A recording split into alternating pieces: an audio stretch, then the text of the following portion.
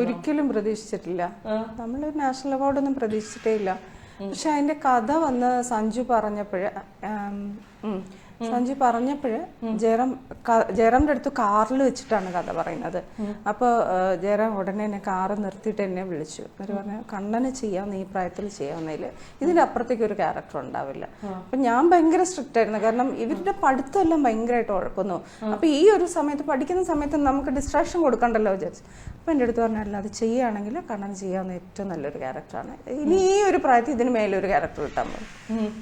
അപ്പൊ അവനും അതെ, സിനിമ എന്ന് പറഞ്ഞാൽ അന്നോട്ടേ പ്രാന്തം. അവന് വേറൊരു പ്ലാൻ ബി ഇല്ലാത്ത ഒരാളാണ്.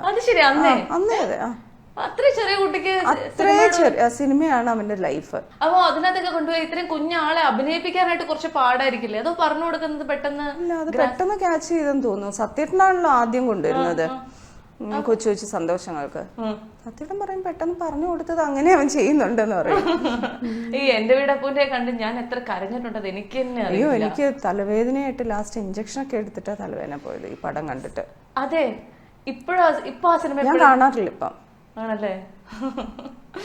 ശരിക്കും അത് ആലോചിക്കുമ്പോൾ എനിക്ക് ഭയങ്കര സങ്കടം വരും. ആ സിനിമ എങ്ങനെയാണ് ഞാൻ ആലോചിക്കും, ഇത്രയും ചെറിയ കുട്ടിക്കൊക്കെ ഇത് എങ്ങനെ ഇങ്ങനെ അഭിനയിച്ച് ഫലിപ്പിക്കാൻ പറ്റുന്നത് എന്ന് ഞാൻ ആലോചിച്ചിട്ട്. പിന്നെ നമ്മള് 10 ഗുണം 10 ഗുണം 2 ലെജൻഡറി ആക്ടേഴ്സിന്റെ മകനാകുമ്പോ പിന്നെ നമ്മള് അങ്ങനെയൊന്നുമില്ല. അങ്ങനെ അത് കഴിഞ്ഞിട്ട് ഞാൻ ചേച്ചിയുടെ ഒരു സിനിമയുടെ ഒരു കാര്യം ചോദിക്കട്ടെ. പരമാവധി ഞാൻ ഈ പഴയ കാര്യങ്ങൾ ഇങ്ങനെ വീണ്ടും വീണ്ടും എടുത്ത് അന്നത്തെ സിനിമ ആ കാര്യം ഈ കാര്യം എന്ന് ചോദിക്കണമെന്ന് ആഗ്രഹിച്ചിട്ടുണ്ടെങ്കിലും ഞാൻ ആലോചിച്ച് വെച്ച ഒരു സിനിമയാണ്. അതായത് മമ്മൂക്കയുടെ ഒപ്പമുള്ള ചേച്ചിയുടെ ഒരു കോമഡി സീൻ. മമ്മൂക്കയുടെ കൂടെ ബൈക്കിൽ കയറി പോകുന്നു. മമ്മൂക്ക ഭയങ്കര സ്റ്റൈലിഷ് ആയിട്ട് അന്നത്തെ പച്ച പരിഷ്കാരിയായിട്ട് വരുന്ന ഒരു കാർണിവൽ, അത് തന്നെ. ആ ഒരു രംഗമൊക്കെ ചേച്ചിക്ക് ഇപ്പോഴും ഓർമ്മയുണ്ടോ? അല്ലെങ്കിൽ ആ സിനിമ ആ ഒരു കാലഘട്ടമൊക്കെ? അല്ല, എനിക്ക് ആ കാർണിവൽ എന്നുള്ള സിനിമയിൽ എനിക്ക് ആദ്യം സ്ട്രൈക്ക് ചെയ്യുന്നത് എന്താ വെച്ചാല്, ഞങ്ങളൊരു ഗ്രൗണ്ടിൽ ഷൂട്ട് നടക്കണം. അപ്പൊ മമ്മൂക്കാണ് ഡ്രൈവ് ചെയ്യുന്നത്, ജീപ്പിലാണ്. ഇന്നത്തെ പോലെ സീറ്റ് ബെൽറ്റ് ഒന്നും ഇല്ലല്ലോ. അപ്പൊ ഞാൻ വളരെ കാഷ്വൽ ആയിട്ട് ഇരിക്കാൻ ഫ്രണ്ട് സീറ്റിൽ ഇരിപ്പുണ്ട്. ഷൂട്ടിന് വേണ്ടിയിട്ടാണ്. മമ്മൂക്കയുടെ പ്രസൻസ് ഓഫ് മൈൻഡിനെ പറ്റി ഞാൻ പറയുന്നത്.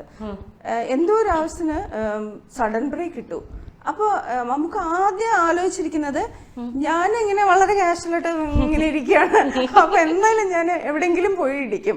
സഡൻ ബ്രേക്ക് ഇട്ടപ്പോ ആദ്യം നമുക്ക് ചെയ്ത് എന്നെ ഇങ്ങനെ കൈവച്ച് തടുത്തിട്ട് സഡൻ ബ്രേക്ക് ഇടുകയായിരുന്നു. ഇല്ലെങ്കിൽ ഞാൻ പോയി കണ്ണാടിയിൽ ഇടിച്ചേനെ. അത് ഞാൻ ഇപ്പോഴും എനിക്ക് ഭയങ്കരമായിട്ട് ഇങ്ങനെ സ്ട്രൈക്ക് ചെയ്യുന്ന ഒരു കാര്യമാണ്. ഞാൻ ഇതുവരെ പറഞ്ഞിട്ടൊന്നുമില്ല.